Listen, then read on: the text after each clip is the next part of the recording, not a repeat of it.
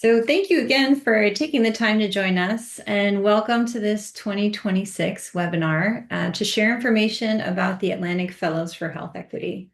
We're excited that you've chosen to join us and I'm honored to kick us off. My name is Guinevere Burke. I am Executive Director and co-founder of the Atlantic Fellows for Health Equity program. I am joined by a fantastic team here, whom I will ask to introduce themselves in just a moment. But a reminder for those who are on the line that this is being recorded. So if you need to jump off at any point, there will be a recording posted to our website for later review. Because of the number of participants that we have, the chat function has been disabled, but you will be able to answer questions, and our team is ready to answer all of your questions. That is our primary purpose today. And after a very brief presentation about the fellowship, including presentations by some of our senior fellows who are on the line, we will dedicate a large portion of this webinar to answering your questions today. So with that, I'd like to invite some of my colleagues on the line to introduce themselves, starting with Salam Badada.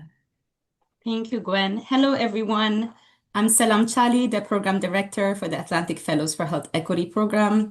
I've been with the fellowship since the very beginning, and I oversee the fellowship experience and engagement for both our current fellows and senior fellows. And later on in this presentation, I'll be sharing about the fellowship experience. Thank you so much for being here.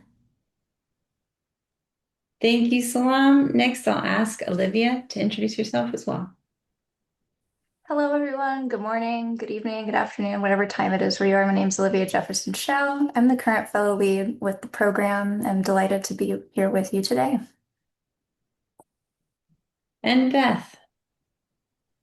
Hi, everyone. I'm Beth Meekum. I'm the communications lead for the program, and I will be working hard in the background here to answer all the questions you have in the Q&A.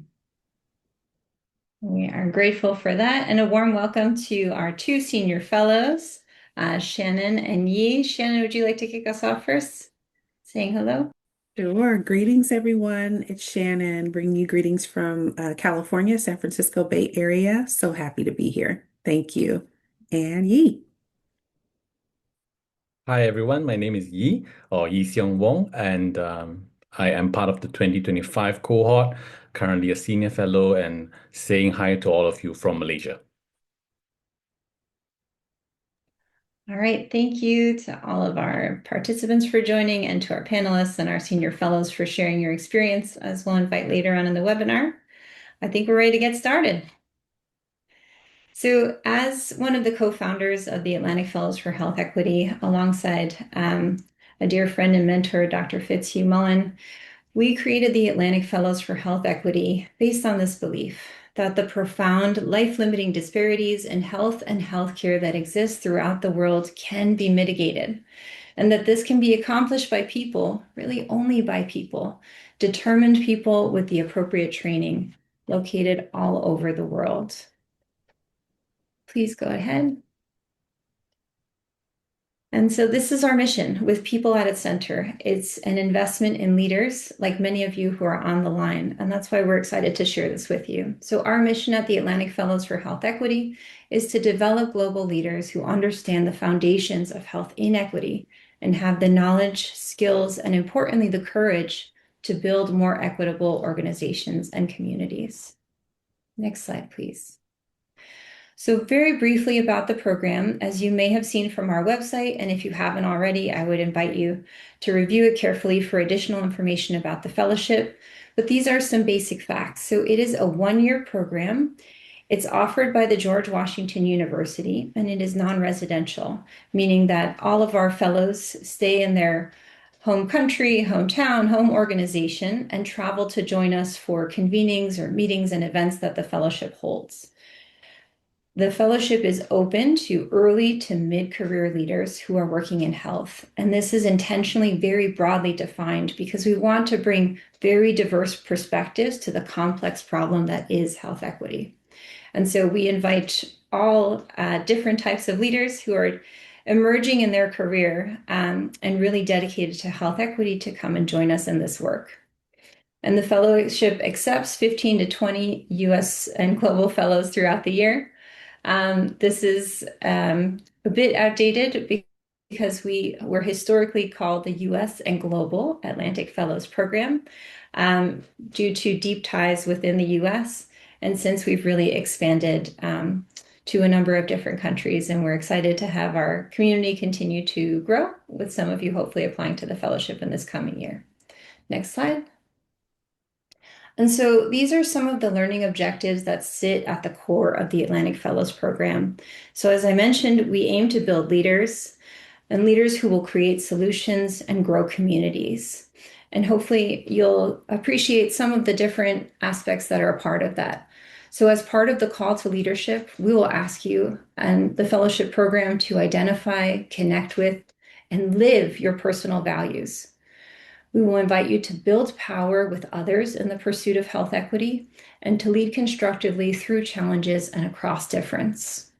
As you aim to create solutions, we hope that you will implement strategies specifically designed to eliminate health disparities while mobilizing resources for learning and innovation and collaborating with others.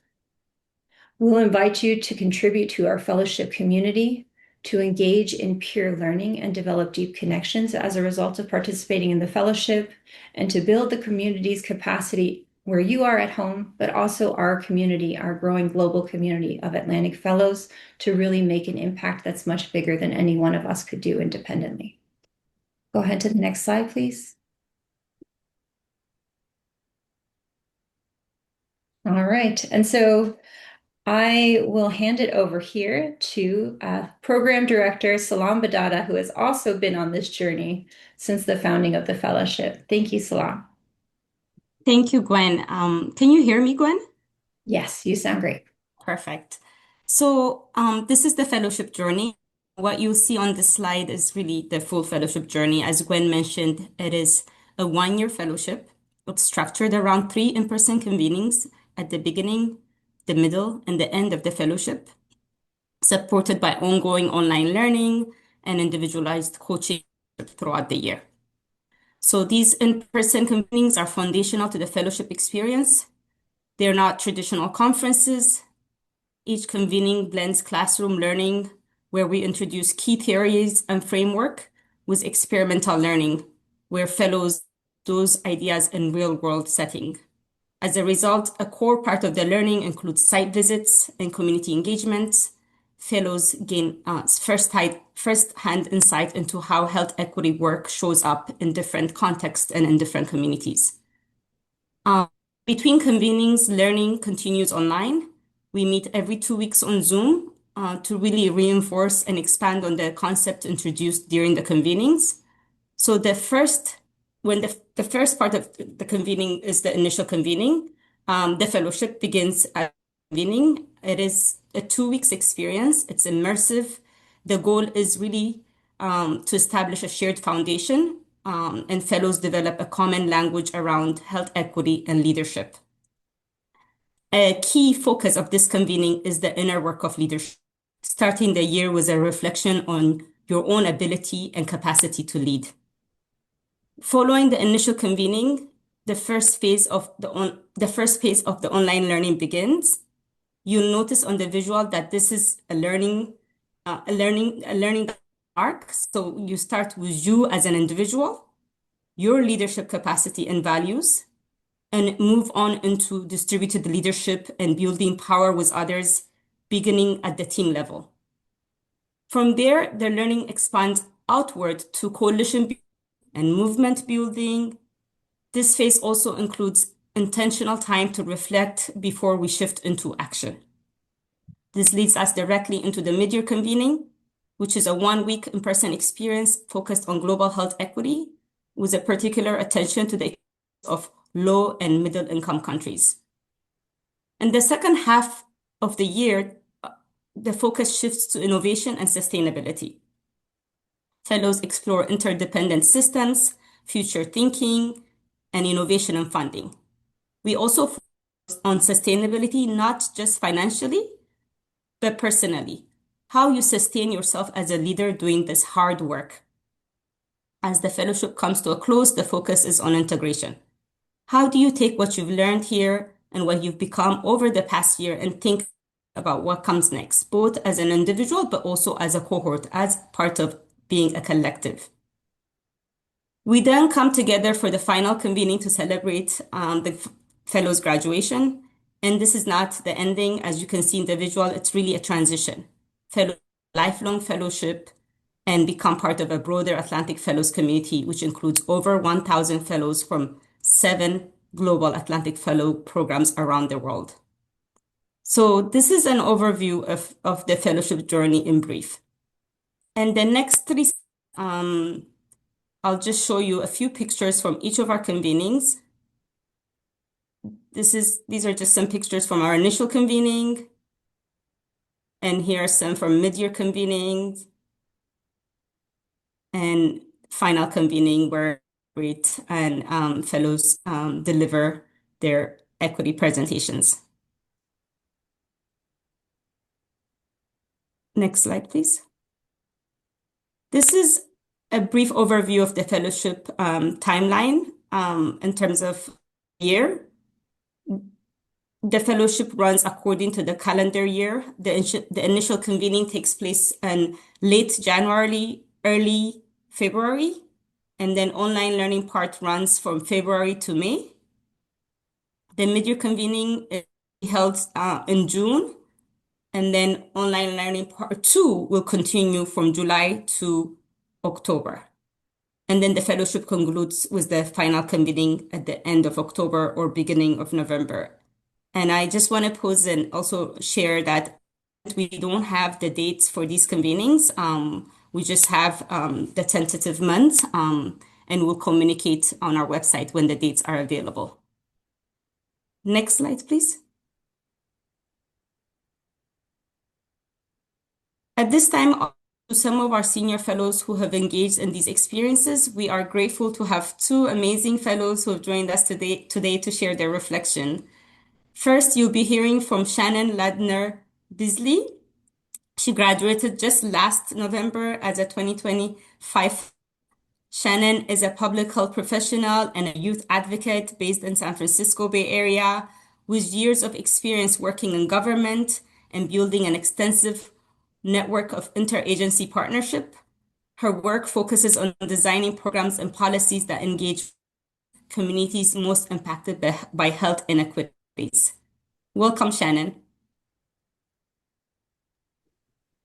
Thank you so much. Hello, everyone. I just wanted to first just thank the AFHE team. This experience was life-changing for me, not only because of my own growth, but the network and also just being truly cared for by a team that leads with heart. So the people who open this call, the people that are leading, truly care about the outcomes for every individual, every cohort. And so I'm just very grateful to be here today with opportunity to share when I was once on a webinar wondering and curious about the next step of an application and then being a part of this experience. So I currently serve as the equity manager for Contra Costa Health Department here in the San Francisco Bay Area. That role was something that came to me during COVID, just based on a lot of my public health experience with community engagement, messaging, building community trust. And those were the things that we really needed as a health department to get us through and plan and co-design our way out of an emergency response. So being able to already have a grasp of equity, but also really on the edge of burnout because we had worked so hard and we had done so much during the pandemic that was new for government, that was outside of the comfort zone of government. And I started to feel that our organization was slipping back into some of the patterns after the pandemic where we were closing off, we were losing transparency and trust as our priorities with community. And I applied to the fellowship right when I needed to. Being able to be a part of an experience that just invested in learning. So I haven't been able to be a learner in quite a bit of time. I've had to be the person that's coming off mute, leading meetings, being able to bring the agenda, making sure that everyone is making their own impacts and contributions. But I haven't been able to just sit and be invested in. And so this experience is priceless. It's invaluable. I'm usually not a quiet person, but I did get a chance to hear that people thought I was quiet because just hearing from others, taking in a leadership and a health equity curriculum, and then hearing reflections and having the homework be very meaningful to my experience and getting me to practice new tools was extremely valuable. So when it comes to thinking about the Health Equity Project, I have to tell you now, I was completely intimidated by the idea of developing a project, proposing it during the application, and then how will I show impact? So I just want to let folks know that the project becomes a container. It becomes a practice space. It is not something that, the leads and the staff are going to hold you to in terms of what did you propose? Are you still working on it the same way?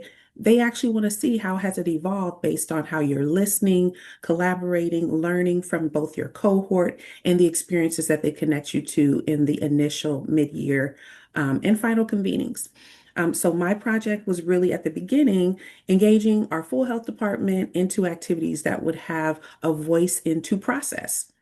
I really felt like the people who run programs in the health department, as well as the community, were cut out of giving insight into the programs designed for their benefit. And I wanted to make sure that that intentionality was built in. I said, I just want to build a space where people are engaged, they're learning about what we're working on, and they get a chance to have an influence on decision making.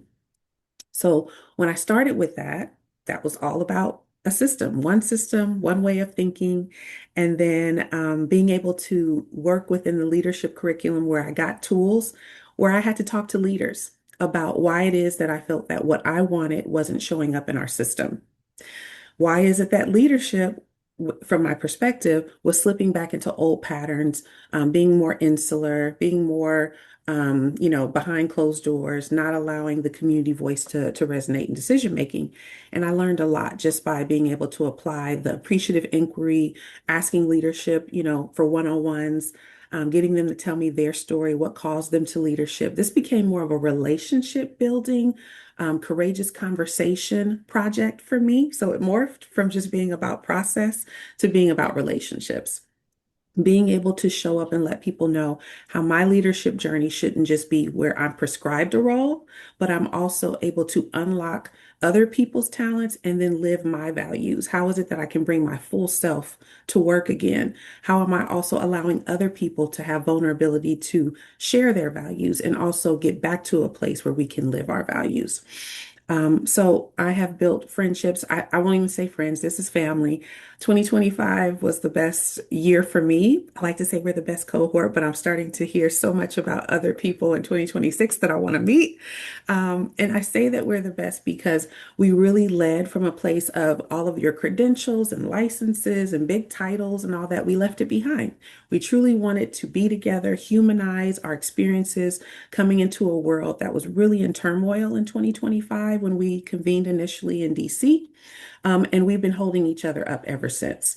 We've had people who've needed to move, change jobs, just cry and lean on each other in person, actually visiting each other between convenings. And then even since we graduated, we still meet. And this is not on AFHE's time. We still make our own little monthly meetings because we miss each other. Me being able to be a part of a global and interconnected, multi-solving, multi-sector fellowship was new for me because I only had the experience of working within US. Being able to hear some of the shared challenges, some of the shared strategies, and then also just learn how so many other folks are doing more with less completely changed how I approach my work. Being able to remove some of the burden of seeking funding, seeking resource, but also just saying, what are the practices that we can multiply just by thinking together, just by thinking about accountability? How do we change how we measure what we're doing? And how do we tweak evaluation practices? Everything doesn't have to be a new program, a new grant, and $1 million. And the last thing that I'll share is that I have been able to benefit just in the 3 months that I've graduated. I've been able to have the AFHE team reach out and let me know about a conference, which now I won't also just be preparing one abstract and convening to share with attendees, but I'll be doing two. And I've never even been to this conference. I hadn't heard of it before AFHE. So not only am I able to grow within leadership at my job, because now I'm actually working on the things that I want to work with.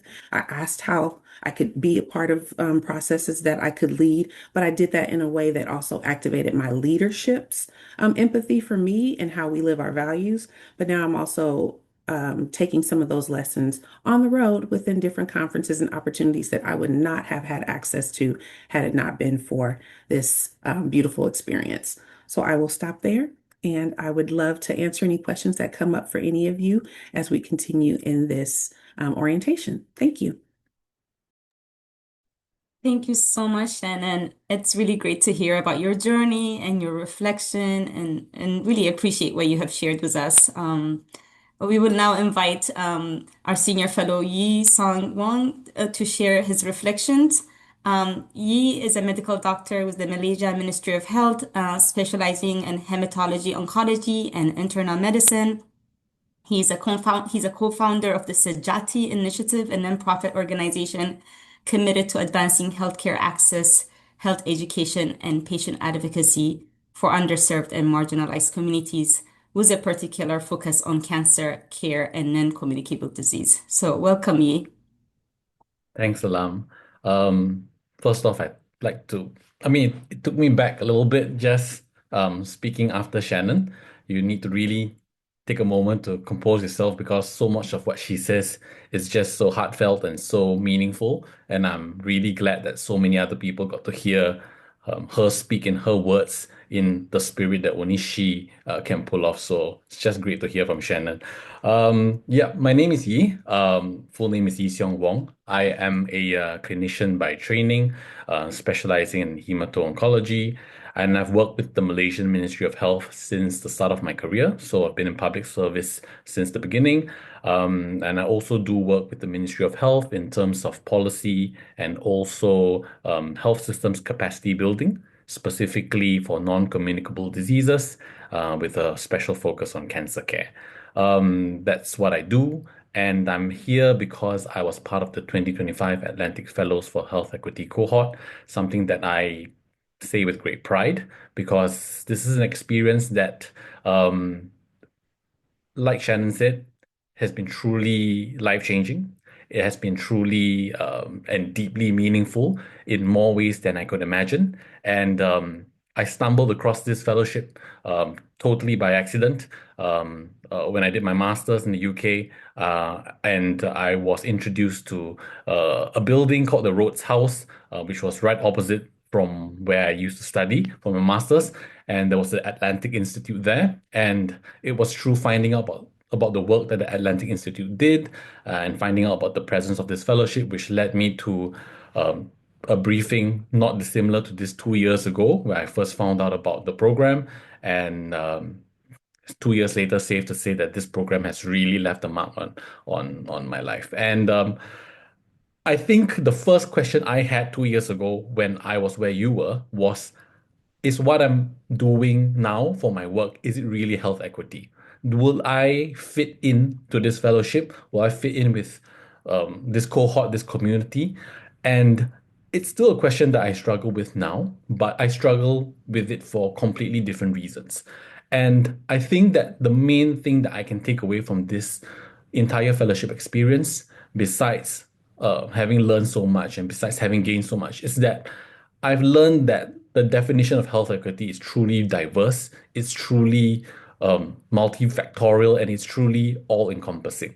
Because in our cohort, we had individuals who were working with the WHO, you had individuals working at the front line of obstetric care in Malawi. You had people working with ministries of health, or you people running NGOs and dealing with, children with disability needs in Ethiopia. You had people working across the entire spectrum. And the truth of the matter is, no one was doing something that was more health equity oriented than any other person.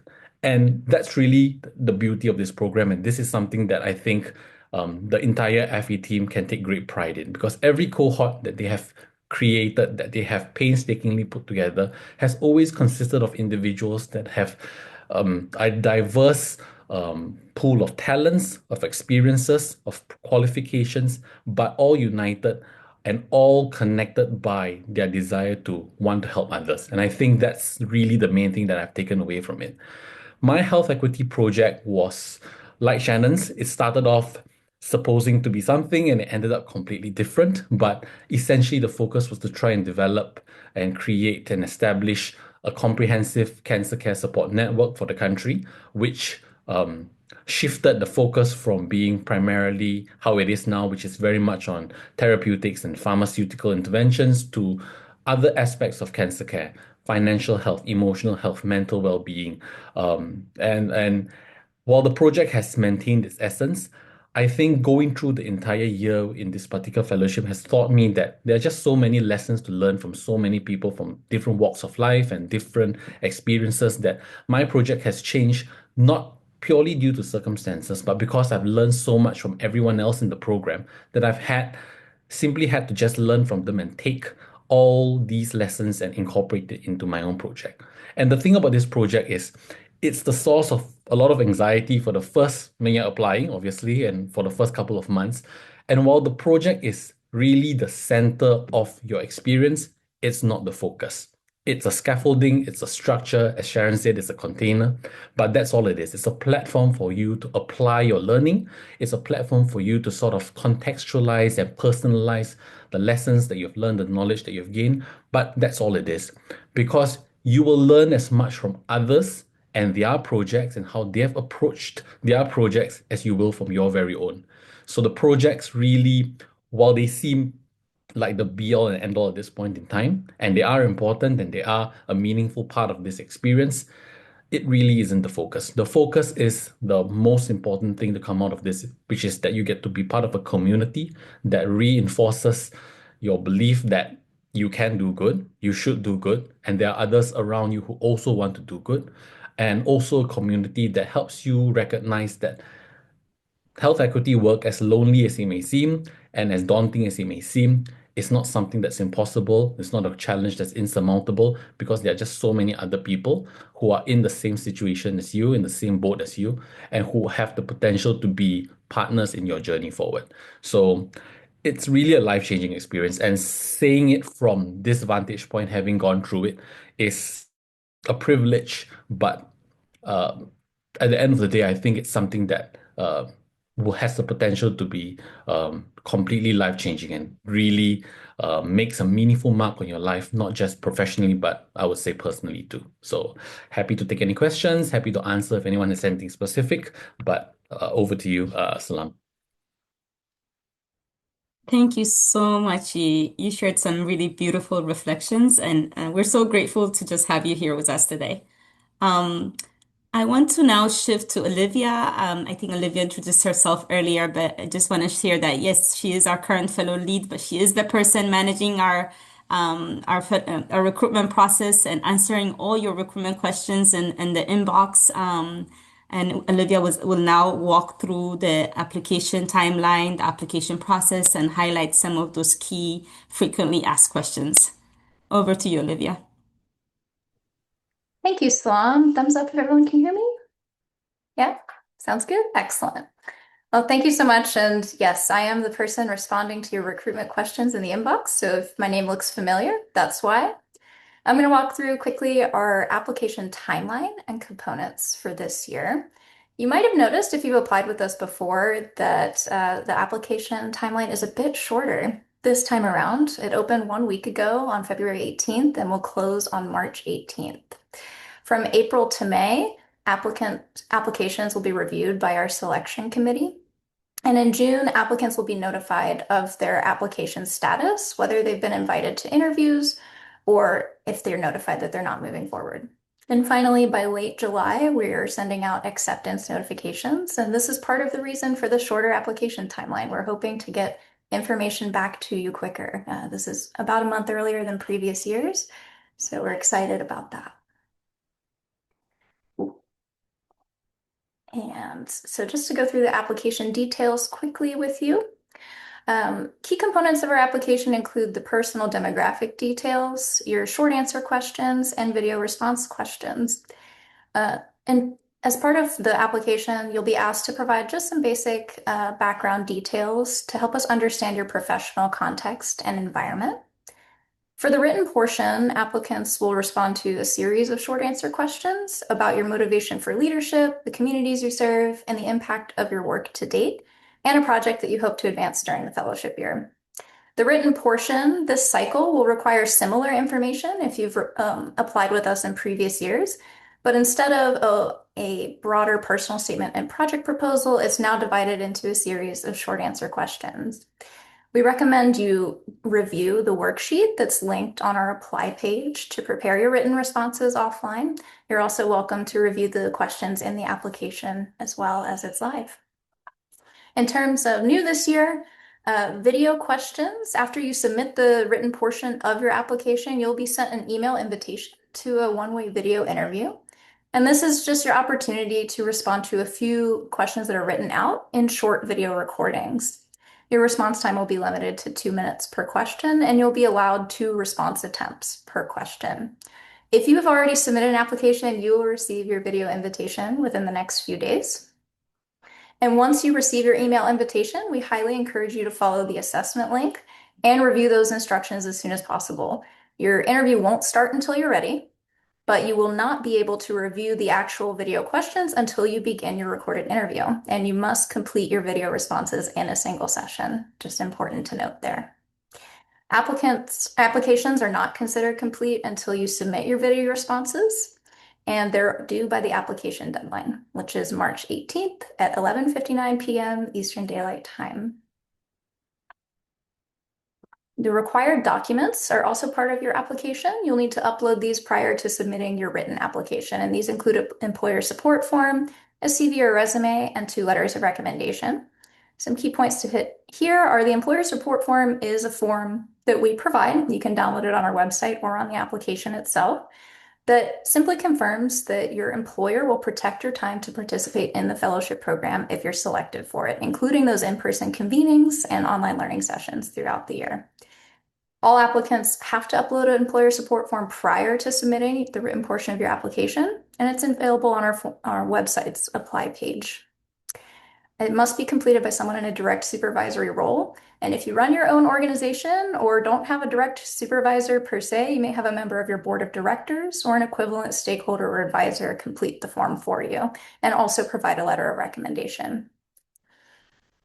In terms of CV, no required format here, just highlighting your experience with and connection to health equity that's relevant for the fellowship program.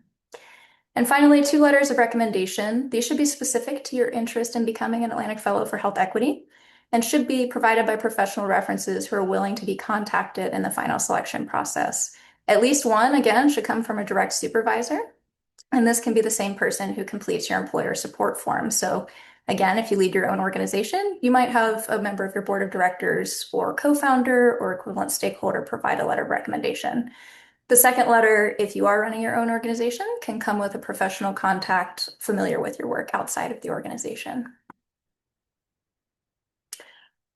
Just a quick disclaimer, we've seen a rise in artificial intelligence. I think this is the new way of the world. So we do have a disclaimer for you that we do strongly discourage the use of AI programs for primarily drafting your application materials because our reviewers do consistently report that it makes the application language generic, and it's just less likely to stand out in a competitive application pool. We do understand that many people use AI as a tool to refine their language or content. However, we just want to note that we're really judging your application based on the ideas presented, not on your grammar, punctuation, those kind of things.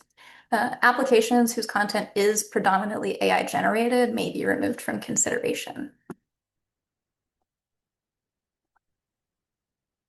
All right, so moving on to our frequently asked questions. I'm going to go through the first few of these quickly because we've covered them and hopefully focus on the last 2 and get you into Q&A, which I know is what you all are really here for. So I will go, who can write your letters of recommendation? As previously noted, it requires 2 letters of recommendation that are specific to your interest in becoming a fellow, and one should come from a reference in a direct supervisory role or equivalent stakeholder. The employer support form is available on our website and application and confirms your employer's support to participate in the program if you're selected and protect your time to do so. Again, if you run your own organization, go to the board of directors or an equivalent stakeholder to complete the employer support form and at least 1 letter of recommendation.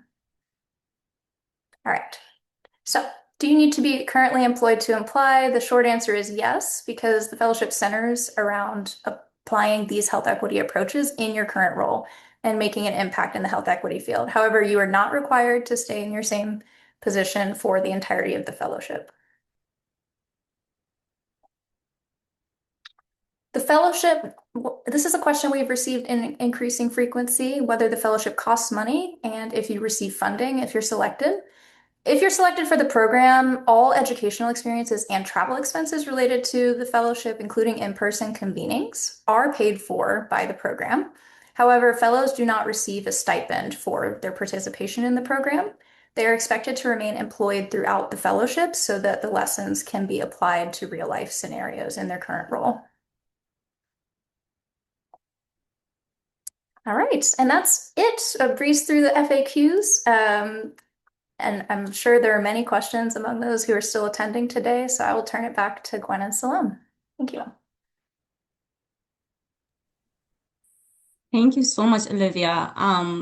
Yes, so we will transition to the Q&A now, and just a note that, a lot of the questions will be answered in the chat. Some questions will answer live.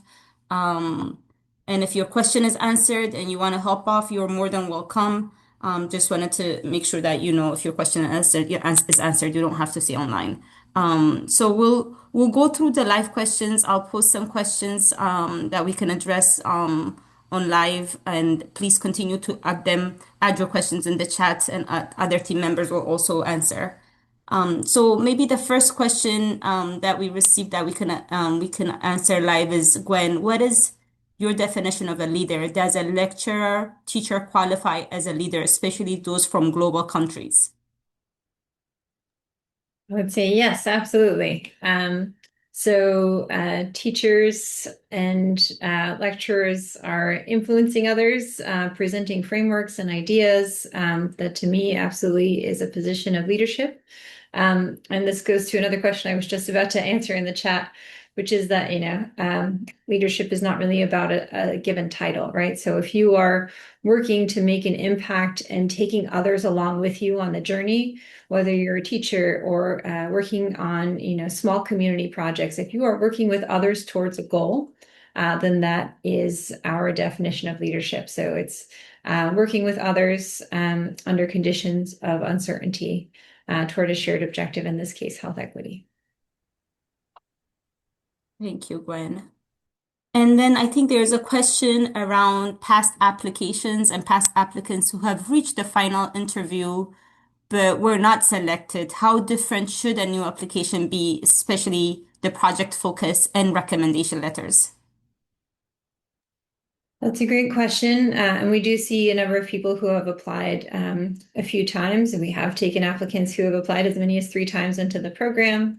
And I think if you made it to later stages of the application process, it doesn't necessarily mean that your application needs an overhaul if you weren't selected. It's probably more a reflection of the very competitive nature of the fellowship, not once you're in, but just that there's a lot of people vying for a number of spots. And so we routinely receive hundreds of applications for just those 15 to 20 spots that I mentioned. So I would, invite you certainly to update the application to the extent that you feel like it reflects where you are right now in your leadership journey. If things have changed in your environment or with your role, then please do go ahead and make those updates. But if it's largely still relevant, then I would say much of that content can be resubmitted for consideration. Thank you, Gwen. There is a question, and maybe Olivia, you can answer this one for us, but there's a question about the video recordings and the 2-minute response to attend single session. Does the platform provide a limited practice trial beforehand, or has this changed? So I think if the question is, does the interview start as soon as you click your link, or is it the unlimited retakes? If it's unlimited retakes, the answer is we are limiting the retakes to 2. So you have 2 attempts per question. In terms of practice, if that is in reference to before you start your interview, yes, when you click your assessment link, you'll be taken to a landing page that has instructional video, all kinds of recommendations, and areas where you can test your audio, video, practice. It even has some, practice standard questions for you to just get familiar with the system. So you won't be, when you click the assessment link in your email, you won't be like automatically started in your video interview or anything. You'll have time to prepare, get your setting, get familiar with the platform, and then when you actually click start interview, that is when you will be brought to the interview questions. You will have unlimited think time. So that means that there will be kind of a timer on the screen with like a recommended amount of time to take. But that is not a requirement. It won't cut you off. But once you hit record, you will have 2 tries to do it. So after you hit record and then stop, you like your take, great, you submit it. If you don't, you get 1 more attempt. Does that answer? Thank you. Yeah, that's perfect. Thank you, Olivia. Mm. Gwen, there's lots of questions about project proposals, but really project proposals, does the project proposal has to be action oriented, or can it be research proposal too? So a lot of questions about research focused proposals. All right. Well, thank you for that question. It's an important one. If you've noticed kind of a bias towards action in the language, that's my personal bias. Some of the source of this fellowship is, experience as a clinician. I'm an emergency physician, and just kind of bearing witness to so much unnecessary suffering and really wanting to do more about it was why moved to create this fellowship in the first place. But it doesn't mean that there's not a place for researchers within the community. And certainly we have a number of really incredible researchers that add tremendous value to this community. What I would say to someone whose career is primarily research oriented is that what we'll be looking for in your application is how you plan to translate that research into action for communities. So if you are doing research, how will you share those results? For instance, with participants or with policymakers or someone who needs to know that information that you've uncovered, that new knowledge that you've created. That's what we'll be looking to understand. So absolutely, researchers have an important place in our community, and we would invite you to apply. Just make sure to consider how you will share the knowledge that you're generating in your research. Thank you, Gwen.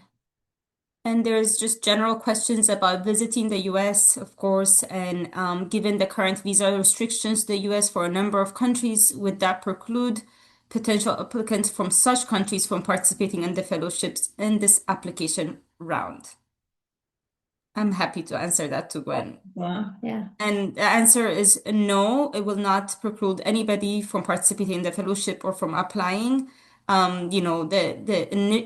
Historically, we've had that initial convening in Washington, D.C. All other convenings are outside of the U.S. and currently, depending on we're assessing the situation, and depending on how things are later on in this year, we might be forced to push the initial convening outside of the U.S. So we are seriously also considering that, but it wouldn't limit anybody from applying or participating in the fellowship. And then I guess just some questions around early to mid-career differentiation and eligibility to apply, Gwen. I have a question on behalf of a seasoned executive director of an NGO in Haiti. She has a medical background and is developing a health program where nurses can launch their own health businesses in rural Haiti. Would she be eligible to apply even though she's a seasoned leader? Well, it sounds like great work. And, we'd be excited to learn more about it. I also saw that question came up in a number of other different kind of variations in the chat. So I'm going to try to respond to not just this one, but some of the other questions that I've seen, which is for us, early to mid-career doesn't have to do with title, first of all. So it's not that you're an entry level, in your organization versus a senior level. So it's not to do with kind of title or rank, but more with life course. So if the seasoned person in question is peri-retirement, so they're getting ready to step down from their role soon, then they would not be reviewed as favorably as someone who has many years to apply the lessons, which is really what we're looking for. The reason that we ask for people who are early to mid-career is that we found over many years of teaching and training different leaders that you need to have some exposure to the challenges of the work to be able to really understand the issues and dig into complex conversations like some of the ones that Yi and Shannon mentioned. But we also hope that the investment that we will make in individual participants and fellows will be able to influence many others. So we'll share those lessons. If you recall at the beginning, I talked about kind of creating communities, right? So we hope that each fellow will take those lessons back to their home, to their organization, to other leaders that they interact with, and share those with colleagues. And so if someone is about to step down from their role and they don't imagine continuing on in the work, then they're going to generate less benefit from the fellowship. And so they will be considered after someone who would have many years on and many years to share those lessons. So I hope that answers the question, and feel free to clarify, Salam, if there's anything that you'd like to add. I think that's great, Gwen. I know there's a lot more questions coming up, and some are being answered in the chat, so please feel free to add your question to the chat. There's a question around cohort composition and how it influences acceptance. For example, can 5 fellows be working within in mental health? And are there any certain minimum and maximum slots available for certain topics or demographics, Gwen, in terms of sex, gender, sexual orientation, race, ethnicity, nationality, language, etc.? This is how the question was phrased. That's a very comprehensive question. Thank you for that. I might also invite our senior fellows to comment just on the composition of the cohort, which I think he already did a bit in his opening remarks. But the short answer is no, there are not quotas for different countries or different genders or race, ethnicity, or whatever other dimension you'd like to add there. We do. I tried to clarify that at the beginning with the US versus global. We used to hold 10 of the 20 fellowship spots for US. We no longer do that. We do make some consideration of the distribution between high income countries and low and middle income countries to make sure that we're taking more from low and middle income countries than from high income countries, again, with an eye towards equity. But that's about it as far as, those potential criteria. And I think E and Shannon can note that we had 2 nurse midwives in their cohort. We've taken, multiple fellows from the same country. And really what we're looking for is a blend. So we wouldn't want everybody to come from the same background and the same country and the same professional context, because as you've hopefully come to appreciate, we want different perspectives to come together to really push people to new insights in their organizations and in their personal learning journey. So we do want diversity kind of as much as it's possible within the final applications that we receive. And I would just invite E and Shannon, if there's anything you want to speak to kind of the mix that is each cohort and kind of the beauty of the diversity there. I can just share that I can tell it's just curated for diversity. Like there was this piece of me feeling like, oh my God, who am I gonna bond with? And even the folks that I had nothing in common with now, I feel completely bonded with. So I believe there were 5 US fellows, and then we had folks spread all over the world. We had like 4 medical doctors, we had nurse midwives, we had people who were working in civil service or government public sector like me. There was overlap. It didn't have to be one person representing one thing and then, hoping that no blend was there. Really nice intersection between people. And then where there was difference, it was celebrated. I can just say that. Yeah, just to add on to what Shannon had to say, I think once again, full credit to the team for curating each cohort in such a way that it's diverse and it's truly representative of the entire health equity spectrum. But I think while we are on the topic about looking for diversity and differences and how these are celebrated, also enough care is taken by the team to make sure that there are enough similarities, not just in terms of backgrounds and experiences and professional sectors, but in terms of how there is potential for members of the same cohort to have their work come together and really create something. And I think this is something I don't speak from a position of having any insight into how the selection process is done, but it seems almost intentional that room is being created for potential collaboration between members of the cohort to come together and bring their respective skills and experiences to create something. So I think that's something that's really should be celebrated. Thank you so much, Shannon. There's more questions for you that's coming into the chat, so I want to make sure those are answered. Um, I'll say two questions, and you can choose to answer whichever one. One question is just around project and developing projects. Is there available support to navigate any local, regional, national, or political limitation that may constrain project goals? Is one question. And then another question for you fellows as well is how do you balance the convening schedule with caregiving responsibilities back home? So maybe you can start us off and Shannon can follow. So I'll probably take the second question first. Um, I think it's obviously going to be very personal. It's based on the type of professional and personal commitments that you have in your home. And at this particular stage in your career, as someone early or mid stage, you are obviously going to have some commitments to tend to. And being away for 1, 2 weeks is going to be a bit challenging, admittedly. And I know many people from our cohort struggled and they had their own issues. But what I can say is that while it is very personal, what is very available, what is very uniform and across the board is the kind of support that you get from the Atlantic Fellows team, from the leadership. I think within our cohort, we've had certain individuals that have had real struggles from a personal capacity, not just in terms of traveling to convenings, but issues within their personal life, which made participating in the fellowship a difficulty. And I think the FE team is always on standby to really support these individuals to make things as smooth and as manageable as possible. So managing it's hard, but rest assured that the FE team are really there to be able to provide the support that's needed and to just make things that much easier. Yeah. Over to you, Shannon.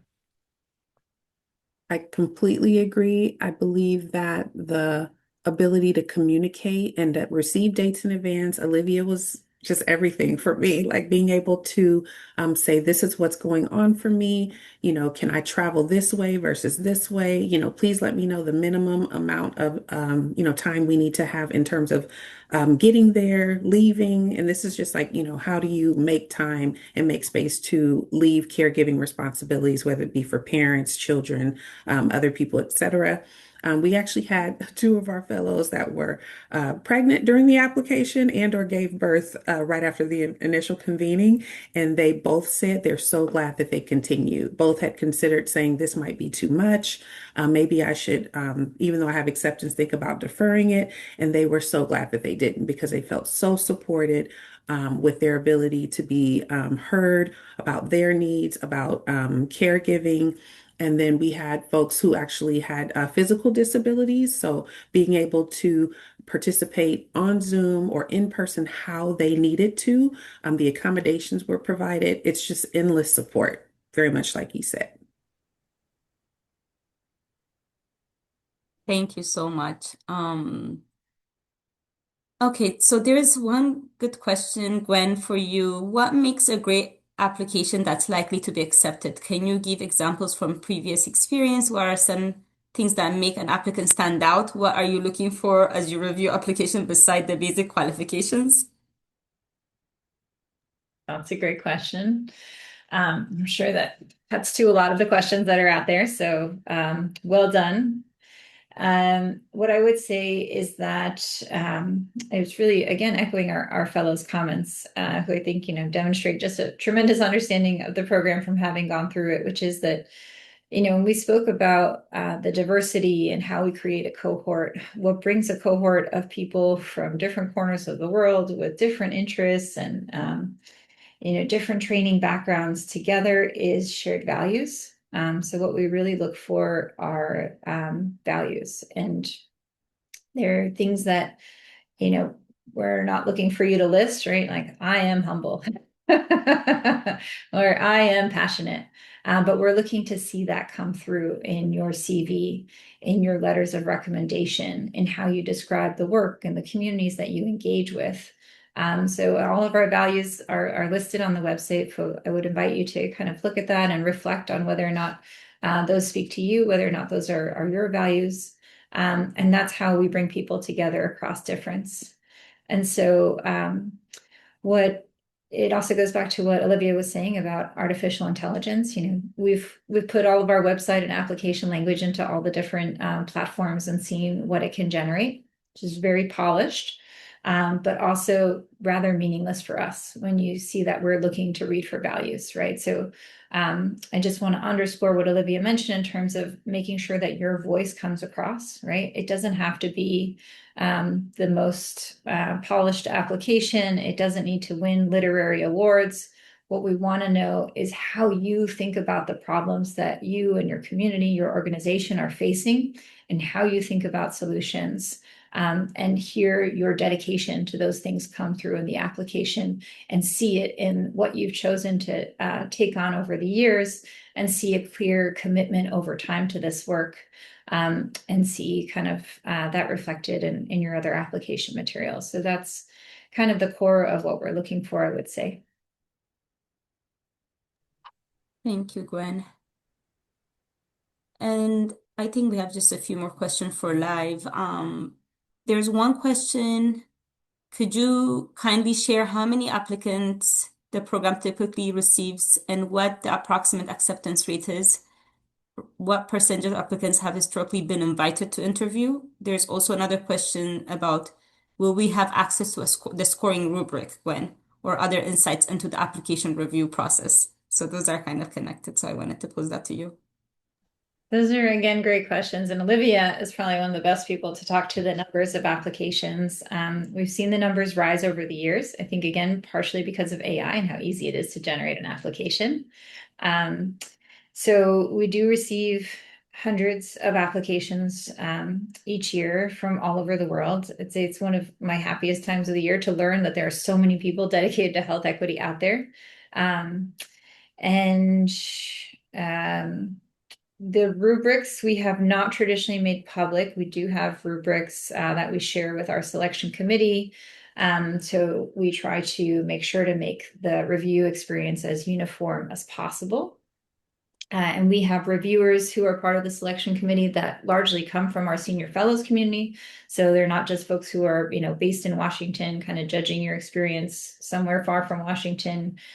We try to bring in the diverse perspectives that are part of our community to bear on each fellows project. You'll have at least 2 people reviewing your application so that no one person's perspective kind of dictates the outcome.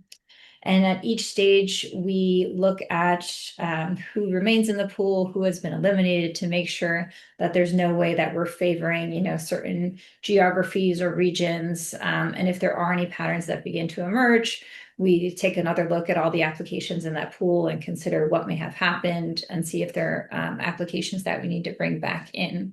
So we try to be really intentional about giving everyone a really fair shot. And I don't know if you would like to add anything, Olivia. You are the closest to the recruitment process, and Olivia is very thoughtful and very dedicated at each of the stages that I mentioned. Oh, thank you so much. Yeah. So yes, as just echoing what Gwen said, we don't typically publish kind of the rubric or information about that.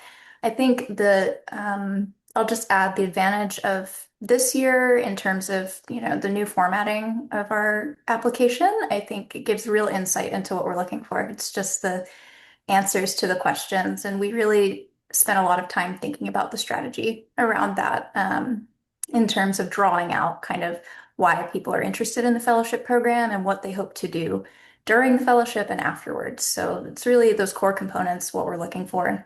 In terms of application numbers, it has increased every year, as Glenn said. So last year we had over 600 people apply to the fellowship program and we accepted 14. So you can get a sense of kind of the acceptance rate there. And we throughout the process, as Gwen mentioned, we're really thoughtful around kind of checking, our review committee and assessing our demographic metrics and biases and making sure that we're really intentional in how we assess applications in a holistic view.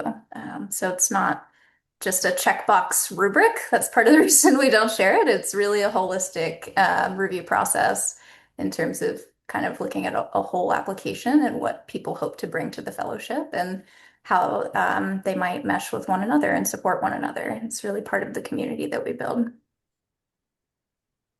Thank you so much, Olivia. There's actually one question, Olivia, maybe you can answer.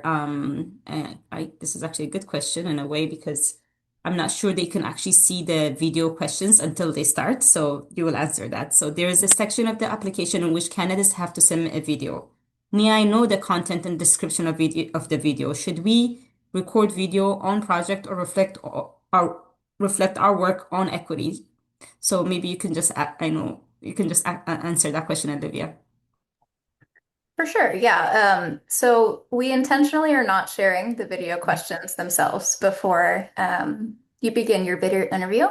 And part of that is because in the written application, it's all out there, right? You can make it as polished as you want to, and you have lots of time to really compose your answers. The video, our intention is really to get a sense of who you are as a person and what you hope to bring to the fellowship, your leadership experience.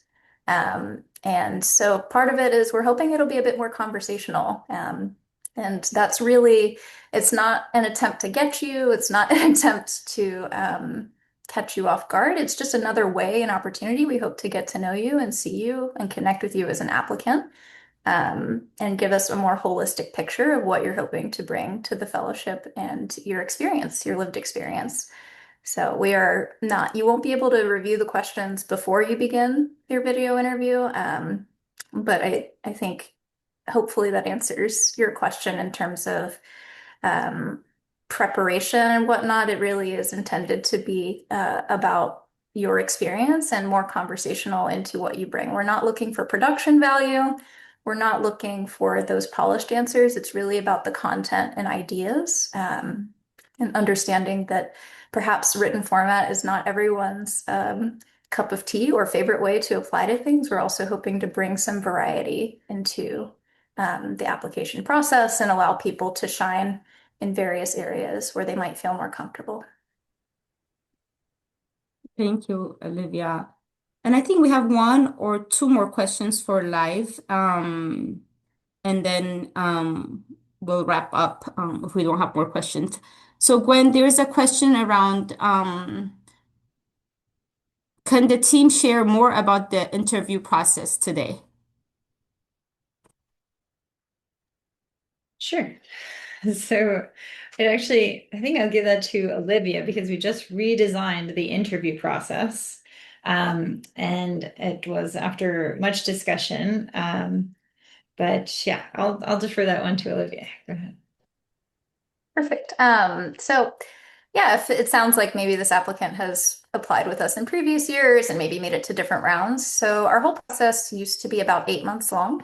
We're hoping to reduce that to about 5, and part of that is condensing in an intentional way and hoping to get more out of the process a bit more quickly. And so in the interviews, essentially what will happen is after you submit your application and your video recording, our selection committee will review April through May. And then in June, early June, you'll be notified as to whether you've been selected for a live interview, a virtual live interview with members of our selection committee, or if your application is not moving on. And from then, the interview process is about a month long. And then we need a few weeks. You'll be with 2 members of the selection committee Yes, two members of the selection committee, and you will, that part is pretty similar if you've interviewed with us before. It just might be different questions, but really about getting to know the applicant. And then our committee will get back together in early July, and we should have notifications out to those who've been interviewed by late July. Thank you, Olivia. That's great. Shannon, maybe you can answer this question. Beside lectures and field site visits, and what other activities are fellows expected to do?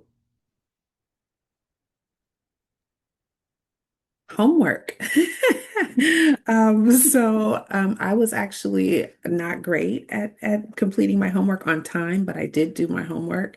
And so between the actual in-person convenings, we are meeting, at least it was every other week for us virtually, being able to complete the leadership and the health equity curriculum. And so both of those contain some practice, some reflections, and it's not intensive homework. You just have to be able to carve out time to think about what you're learning, think about the examples of how you're applying it, do the reading. It's not, an intensive program, but you do need to make sure that you are coming prepared to discuss, to be able to chime in with your examples of how you're seeing things. And then offline, when you're in the convenings, the mid-year convening for us was in Rwanda.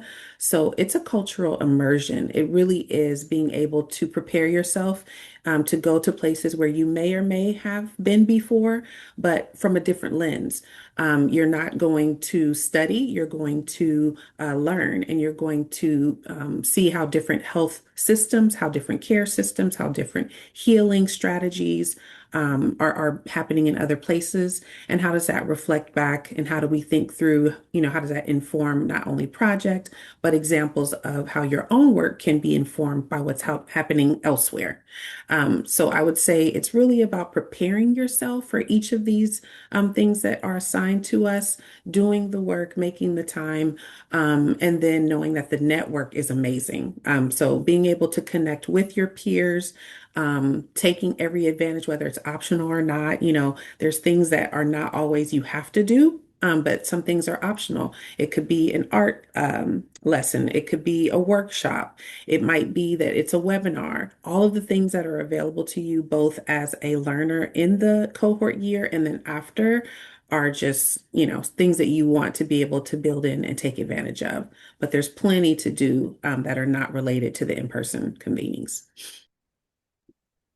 Maybe just to follow up on Shannon, besides the activities that she mentioned, I think a lot of the activities within the in-person convening are very much centered around getting us in groups so that we can work together to think on issues, to discuss about problems. We have collective action groups as a key element of our convenings, where we come together to work on ideas and projects centered around a particular theme. We know that there were some people doing things to with regards to research. Some people were working on op-eds together. Some people were working on art, creative work together. So a lot of different elements and different platforms for us to be able to work together. And I think there were also a lot of this fellowship provides you with access to a lot of opportunities which you really can't find anywhere else. You get to sit and listen to really amazing people speak on panels about issues that you would not hear anywhere else otherwise, and really talk about things that are important to not just the work you do, but your growth and development as a person. And also, I think Shannon will attest that most of the time convenings are 50% work and 50% fun. A lot has gone on after sessions, which probably shouldn't be mentioned in this session, but I can assure you are very fun and make the entire fellowship experience that much richer. So yeah. Thank you. And I think there's one question maybe Sean, and you guys can answer, but just the question is around how the project is connected to the fellowship, throughout the year. Do fellows periodically check in on those projects with each other? Do they report out to each other? And how do they get support and guidance, throughout the year on those projects, and how are those projects used? Yes. So for Good. my project, I was able to really benefit because the homework it required us to restate our project aim at the top of every assignment. So whatever we were learning, whatever lesson, whatever tool, whatever nuance and article, I was like, I started to just reshape my aim almost every week. It was like a new way and a new lens and a new perspective was helping me shape it. And then we could talk about that within the context of the virtual convenings. And then during the in-person convenings, yes, we were absolutely put into groups where we had to report out and just share how is it going. These are not, big. You have to, bring all of this information and links. It's just sharing out. How is it going? How are you doing? How have any shifts happened in what you thought you were going to do? And then how are you getting what you need? Are you struggling? Do you want to change? Everything is so open and flexible. And most of that support I found within my cohort, with my peers, people really challenging me to go deeper, to be a little bit more courageous in some of the things that I proposed during the project. So it's all about being creative, all about working through any hurdles, rethinking, reimagining what's possible throughout the whole cohort year. He? I think in the initial stages, we all sort of defined each other or identified each other by their projects. There was the guy doing the cancer project, and there was this person doing the project with disability rights. So you find that as the year progresses, the project becomes less and less. It moves more into the background, I would say. And as I mentioned a little bit earlier, it really just functions as a platform for learning. But what's useful is that when you go through the entire program and you start picking up ideas from everyone else, you really do modify and evolve your project, taking on board all these experiences and all these lessons that you learn from your cohort. And I know of so many of our members of our cohort who have actually incorporated ideas, having spoken to other members of our cohort and learned from them, and even invited them to collaborate on certain aspects. So I think your project really just gives you a reason to reach out to others, to talk about something that means a lot to you, for you to be able to work together, to grow together, and to develop. And it's just really a vessel for you to learn and for you to develop as a person. So absolutely, I agree. The project's really important, but it's just a tool for you to be able to learn and take as much from this fellowship experience as possible. Thank you so much. So there's many questions about the projects, but I'm just gonna breeze through just a few around timeline. Should we provide the project implementation timeline, the application? The answer is yes. Which months do the fellows usually launch their projects? That's really up to you, and if it's a new project versus an existing project, so that's really up to you and the project that you're working on. And then there's also questions around if you have more than one project, is that welcome? Are you meant to focus on one project only? For the purposes of the fellowship and for the learning and really applying some of the skills, we highly advise you focus on one project. And one project itself is really a lot to take on with the fellowship and, in life, So we really suggest, highly recommend one project for the fellowship. And then there are lots of questions about types of professions that should apply. I think we addressed this earlier with Yi's comment about his cohort composition, but all backgrounds, disciplines, are welcome to apply. Working on health, of course, health equity. You don't have to be a healthcare professional. I know that, our cohorts, our fellows are, engineers. We have artists, visual artists. We have human rights lawyers. We have all kind of people from different professions representing, working towards health equity. I think that's the key. So you can please feel free to visit our website and learn about some of those profiles as well.